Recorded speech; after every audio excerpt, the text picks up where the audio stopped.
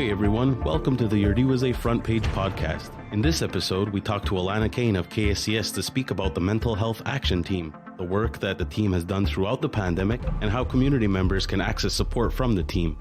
I have Alana Kane in the studio. Alana Kane is working with the Ganawage Sagot at the Genhas Community Services, and we're in today to talk about the Mental Health Action Team. So welcome, Alana. Yeah, thanks so much. I'm so happy to be here. So before we get started, could you tell us a little bit about who you are and the work you do with KSCS, please? Yeah, absolutely. I'm the manager of mental wellness and addictions at KSCS. So just a little bit kind of what that means is the teams that I manage are support counselors. So both on the secondary prevention team as well as psych services, and then intake and the addictions response team. So anything that, if folks are coming in with issues related to that. So all those teams are what fall under me. A kind of newer role that I guess is kind of why we're here today specifically is that I'm also a member of the Mental Wellness Action Team. So I know we're going to get into that a little bit more, but yeah, so that's kind of my role at KSCS. And the Mental Health Action Team, that's a little bit newer. I know that you were recently on an episode of Ganawage 911 where you sort of introduced the team and how it came to be. So would you be able to briefly tell us a little bit about how that all came together?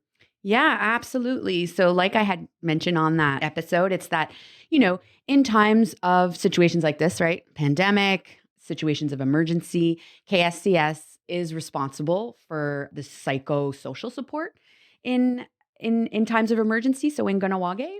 And so, so of course, as we know, like I mentioned a little bit on the episode, is that the pandemic for sure, right, is a physical emergency in a sense, right? It's a virus.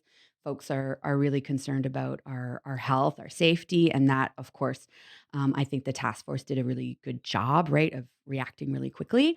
But we quickly realized that it also became quite the mental health emergency, right? People were disconnected. You weren't able to spend time with your family. Perhaps you were working differently. You weren't going to school, or at least not in person.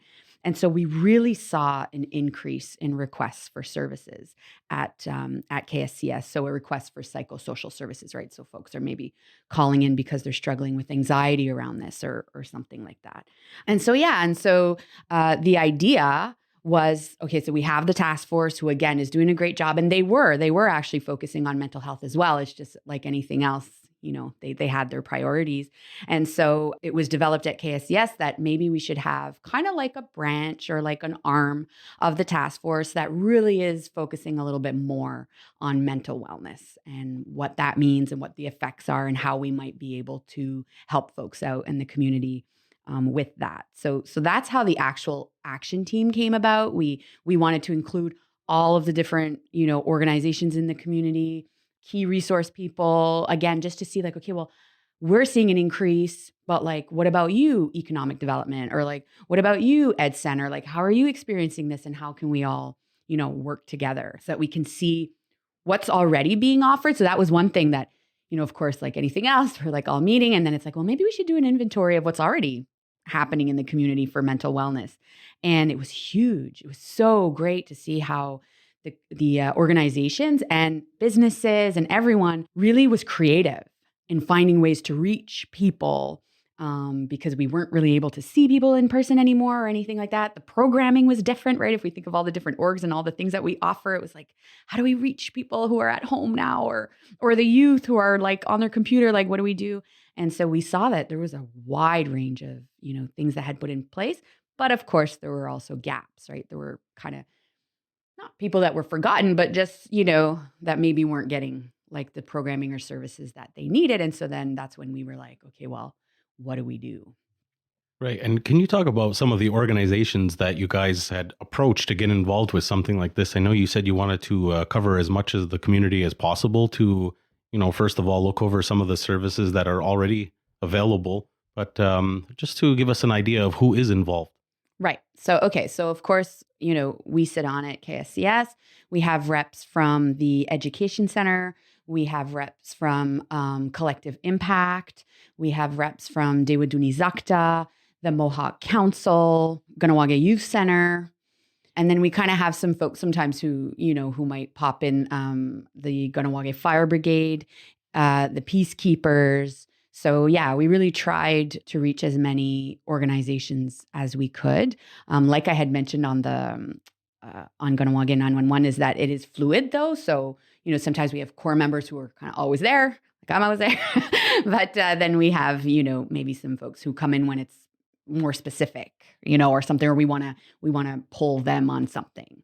So like right now, as an example, the Ed Center reps are like super important for us on the action team because, we're just going back right to in-person school. Like, so the youth are affected, the teachers are affected, the parents are affected, like the whole, so yeah, so those are kind of the orgs that are involved. And one of the things that this team has been doing is you guys identified specific groups within the community that were maybe not necessarily being targeted, if you will. So can you talk a little bit more about the groups that are being looked at? Yeah, absolutely. So again, when we started doing that like inventory, so to speak, there were themes, if you want, that kind of came out. And so obviously youth was a big one, right? Like if we think of the effect that the pandemic has had on them, it's huge. From being not able to see your family to not being able to connect with your friends, which is kind of like your lifeline when you're young, right? Not being able to do sports, art, whatever it is that kind of you identify, right? And you're trying to develop your identity and like, this is who I am, I play this or and now you kind of didn't have that. And then school, which of course is, the main thing that youth kind of do every day. And now all of a sudden, either they were doing it online or maybe they were being homeschooled, but it was different is the bottom line. It's not that, it couldn't work at all, but it was definitely different. And so we thought of them especially.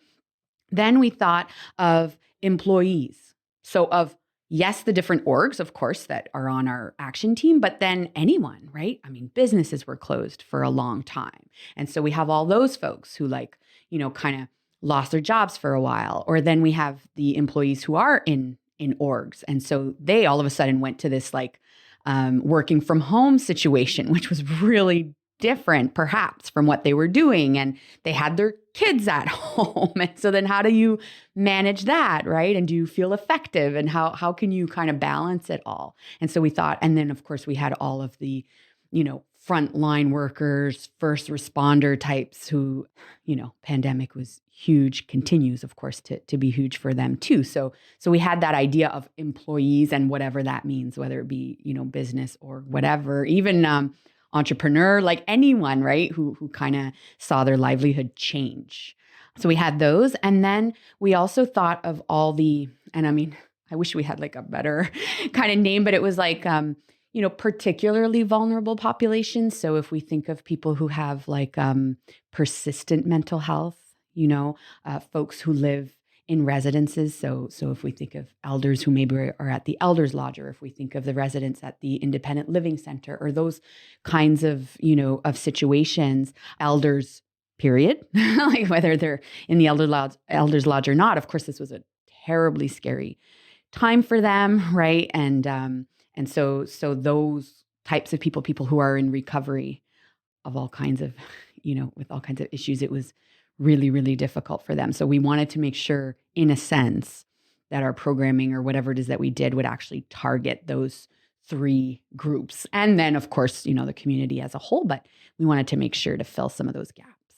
And you spoke before about how the team has been able to come up with a list, if you will, recommendations. I know specifically with the group that you work with, which covers the employees. You mentioned before that there is some recommendations that these employees could bring to their employer or that the employer could provide. So could you talk a little bit more about that? Yeah, absolutely. So again, when we were meeting, right, we're thinking of these employees who are either perhaps continuing to work from home or doing whatever it is, but then things over the summer and late spring, things started opening up a little bit, right? And so businesses that perhaps were closed, now they open. Organizations where folks were just working from home are starting slowly to come back. And so we were like, we're not, as employers say, we can't just like, okay, I know you've been home for a year and a half, but like you're back at work now Monday and like that's it. Nothing's changed, hope you like your desk again. Like, you know what I mean? Like that's not how it works. You've been home, you've been doing something different perhaps. Maybe you haven't been working at all because your place was closed and so you were taking care of your kids or, things are different. And plus, even if you go back to kind of the exact same thing that you were doing, well, now there's like health check-ins and now you can't quite see your clients the same way, or maybe you can't operate in the same way. Maybe not all your colleagues are back. Like it's a big deal. And sometimes employers, and I don't think anyone's doing it like on purpose, but they're not considering just how difficult this situation was for everyone. Like the truth of the matter is that this was traumatic. This was collective trauma. And so you don't just go back like exactly the way you would, right? This isn't a long vacation. Like you were off for a reason, and things are different when you come back. It might feel similar, but it's still very different. And so there's still a transition process in getting back into the office and back into the swing of things, right? Absolutely. So that was kind of our first, like, okay, employers, just at least be aware of that. Be aware that if you have, you're responsible for 20 employees as an example, maybe not all 20 feel the same way. Some might be super excited about coming back because they're like, I am done working from my kitchen table, right? Others are like, oh my gosh, I'm super fearful.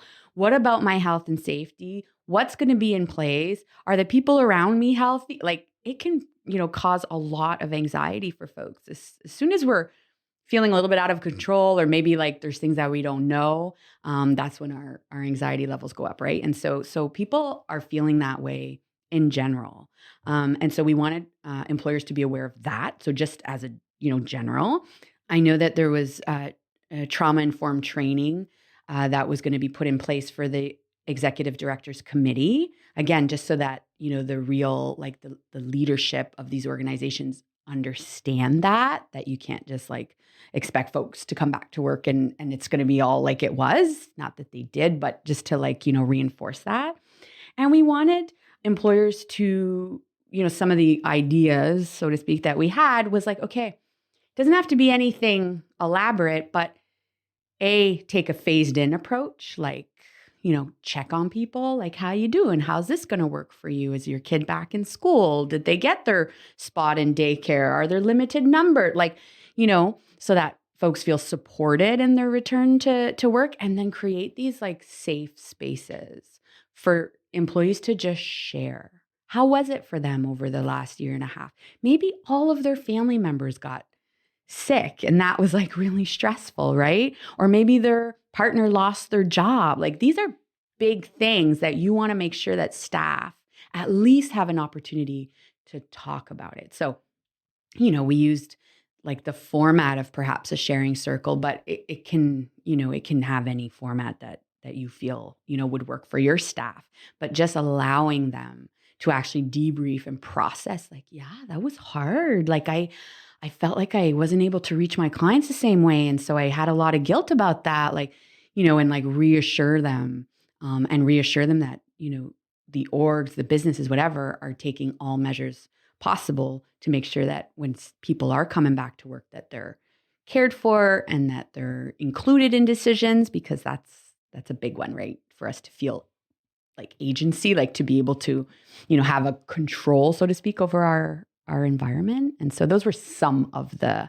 the ideas, so to speak, that we put out to employers. You mentioned some of the work earlier with the Education Center and about some of the things that are changing within Education Center on a daily basis. And another group that we mentioned earlier that you guys have identified, obviously, is the youth.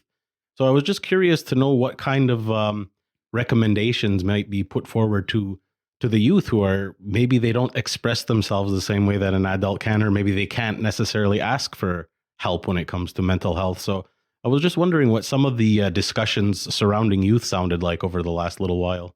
Yeah, well, absolutely. So again, it's similar in the sense that, we want youth to know that we know, that we're fully aware of how difficult this has been for them and that there are people in this community, lots of people who really care about them and about how we're going to help them moving forward. And so I know all the different organizations that actually kind of come in contact, or that their clients, I don't love that word, but that their users, our youth, are really putting things into place. So if we think of, the youth center, they're putting more, youth workers on staff to support them through that, making sure that youth do find someone to connect to. That can be a peer. It doesn't have to be a counselor or whatever. Maybe it's a peer.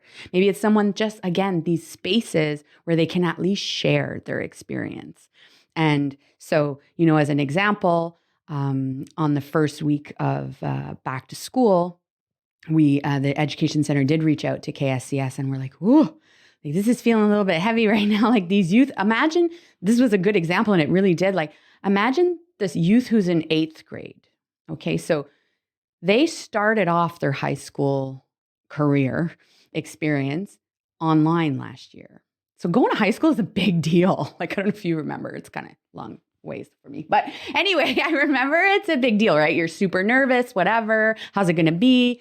Now it's online. Bleh. Okay, so now you adapt to kind of that. And now you're going for your first time. Now you're in 8th grade. So yes, you're not new, so to speak, but you've never been to the school. You've never been in person. Some of these classmates were like black squares last year. You don't, right? You don't know what's going on. And so they had some of the highest levels of anxiety because they hadn't even kind of had that normal, so to speak, regular transition to high school.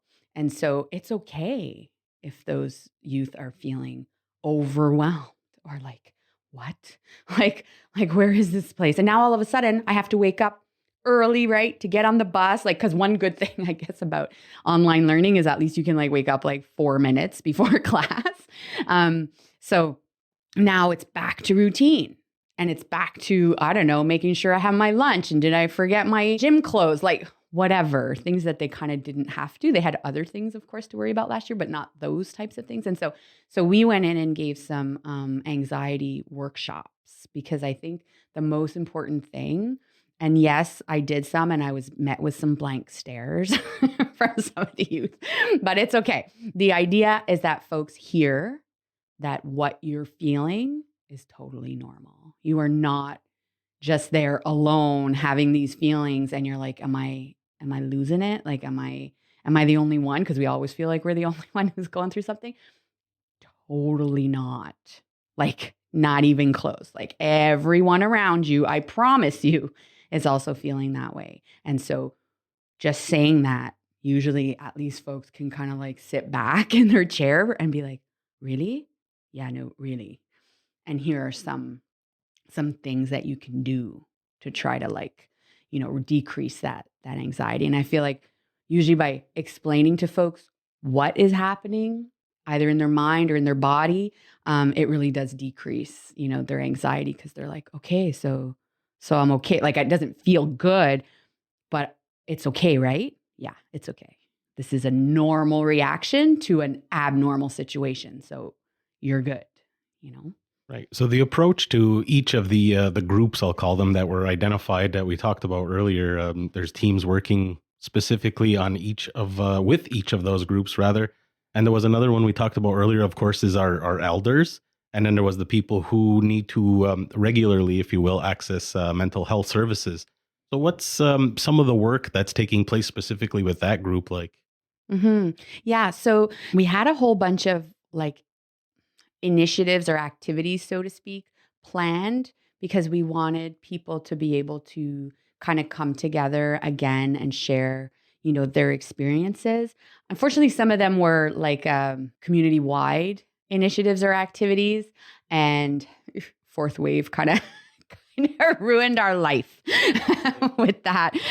We had this really great idea of we're going to call it a walk towards recovery. Again, the whole idea is of awareness. A lot of people saw their mental illnesses or situations really get a lot worse during COVID, unfortunately. Like one of my mentors, Susie Goodleaf, always says that connection is the correction. Well, this past year, unfortunately, there hasn't been a lot of opportunities for connection. I think the organizations and different things tried really hard, like say by providing services via like telehealth and stuff like that, which was innovative and was fantastic. But I think that when you're really not going through a good time and you just want to have someone beside you, right, who can like reassure you, that was difficult, right? And people who used to, I don't know, go to the movies like as their outlet, all of a sudden you can't do that. Who used to go see their grandmother, who all of a sudden you can't do that. So there was a lot of loneliness. There was a lot of time spent apart. And so I know that the group that's working with, those populations in particular are trying really hard to see, okay, so working with the different orgs to see like, okay, let's make sure that these people have access to their family members, right? Like there were very good reasons why, some of the centers and stuff had to kind of be, closed for a period, but now let's make sure that folks are able to connect, and that again, they're able to find spaces where they can come together to just say, hey, that was rough, right? Like I had a really hard time. You did too? Totally. And just be able to share their experiences. And so again, one of the activities was this idea of a walk towards recovery so that the community can come together and actually, speak about these things, speak about folks who are struggling with mental illness, speak about people who are struggling with substance abuse, and destigmatize it and make it less scary somehow to others, and just recognize that it's just another thing that we struggle with, and that there's all these different services to help you. So that's kind of the approach for that group. What has the reception been like to people finding out about this team that has been working so hard like this for so long? It has been fantastic, Jordan.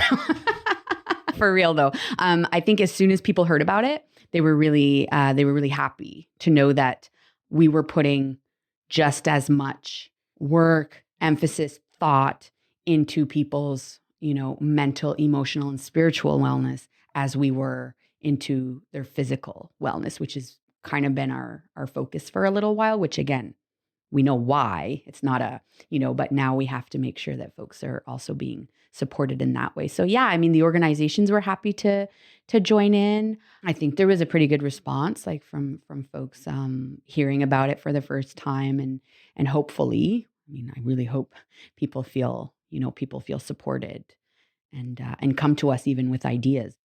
So how could community members access these resources that we've been talking about over the last little while? Each group, there's a dedicated group looking after specific groups in the community, but just to, for a parent who might be having some of their own anxieties at home and they would like to get some more information from the team that's looking after the youth, if you will. So just curious to know how people can go about getting some of this information from the team. Mm-hmm. Yeah. So of course, so they can contact the team directly, like through individual community members. So like say myself or Cheryl Zachary, who's the director of family preservation at KSCS. I would say, like, as an example, if you're in a specific group, like but like say you're an employee and you're concerned about yourself and your colleagues. Well, I would say to, talk to your employer and just be like, hey, I just heard about this, mental wellness action team. Like, do we sit on that? Like, does our organization like sit on that? And so then kind of go that way, right? So that we can like give the services to your whole org, say, as opposed to like just a one person. And same for a parent. Like, obviously they can contact us directly. They can contact KSCS intake directly, to say like, I'm struggling, my son is struggling, my child is struggling, whatever. But it might also be beneficial to, bring it up to, the teacher or the principal or whatever of where they are, just so that perhaps it could be, like a bigger initiative. If they're like, we're concerned about the students in our school or whatever, how can we access this team or these resources that this team has, just so that it's maybe a little bit more like broad as opposed to, person per person, which again, they're super welcome to reach out. I just wonder if perhaps it would be, beneficial. Because again, for sure, if you're worrying about it, like, you're not the only parent. Everyone else around you is also worrying about it. So if we can kind of go to the school as an example and give it to the, talk to as many parents as possible or as many students as possible, it just seems like that would kind of be a better way. And I know that because the pandemic could change on a daily basis, the focus of your team could also change then very quickly.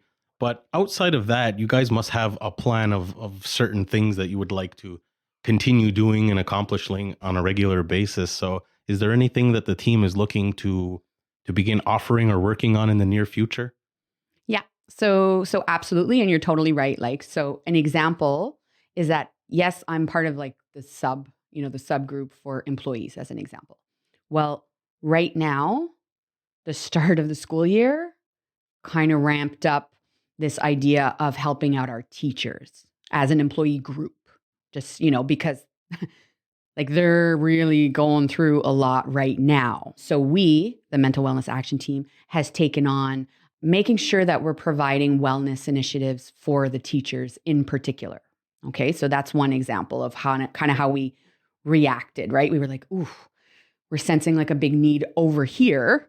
So we're going to go and kind of deploy our resources to this particular area right now. So right now it's going to be a huge focus on teachers because we want to make sure that they feel supported, that they feel heard, and that we can try as best as possible. We're not able to fix like all kinds, but just to know that we know what they're going through and that we can, try to help in any way that we can. So we're going to try and provide some wellness initiatives for them, right? Again, if we think of the youth, I think everyone now who sits on the mental wellness action team or not, who work with youth, are coming up with major strategies of how to reach them. So, okay, they're back in school now. So the best idea is probably to reach them there, like right in, kind of the whole motto element of like, yeah, and like go where they are. So they're in school now. Great. Like I said, Education Center reached out for these anxiety workshops. Yay.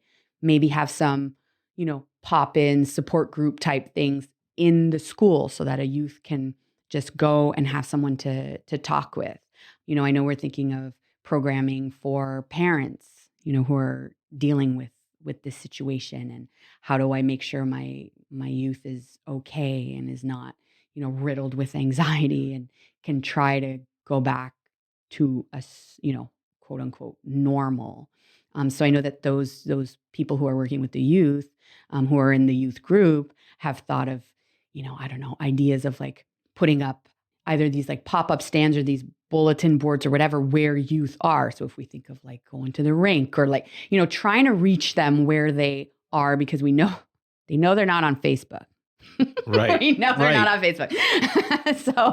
So, just going to where they are and trying to provide, again, those supports.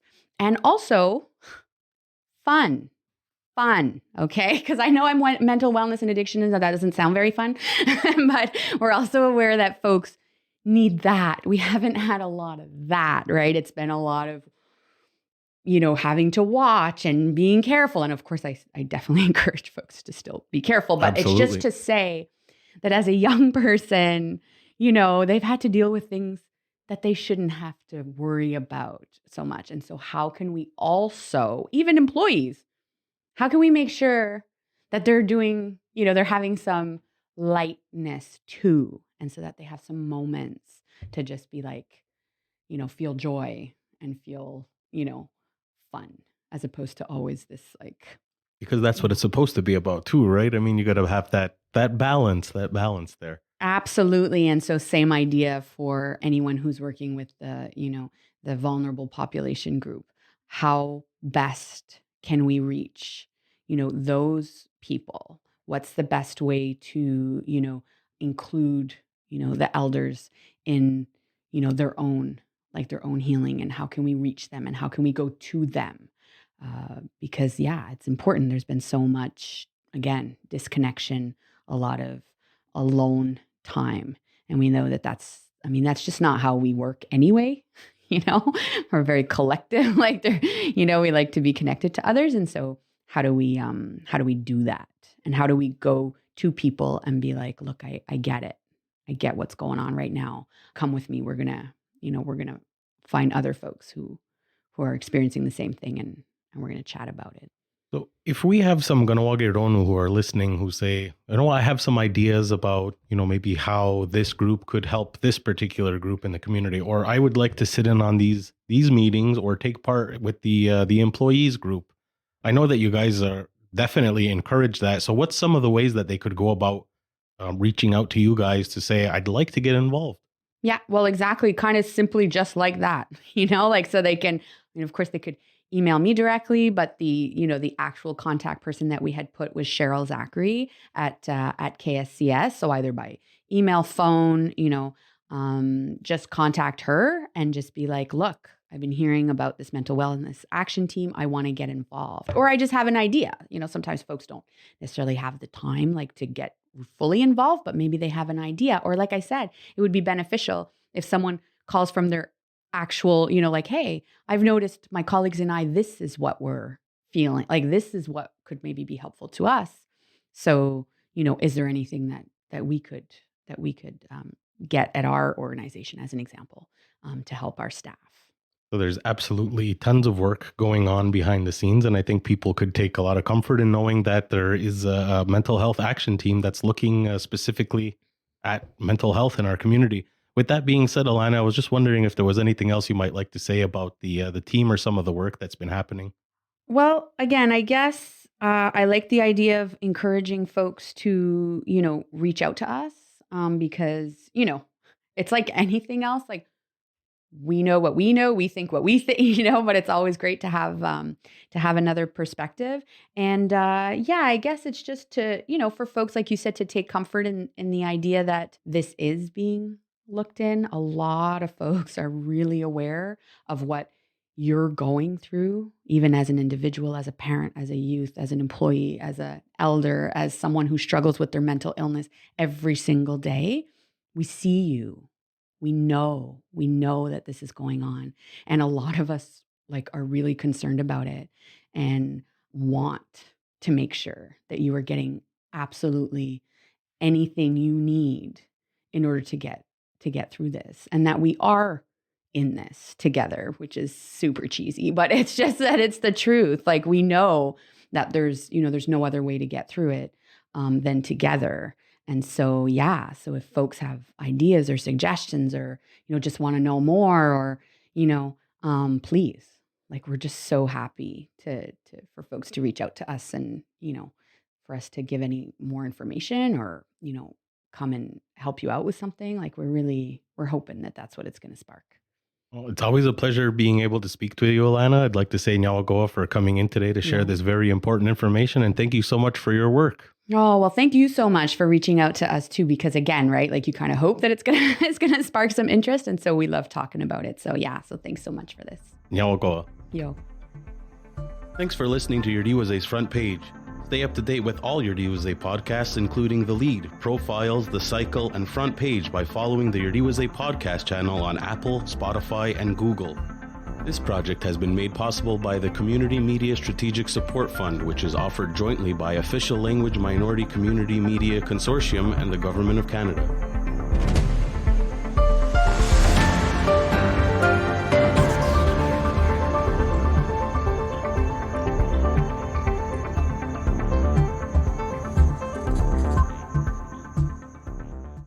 The views and opinions of the guests expressed in this podcast do not reflect those of Iorì Wase and its employees.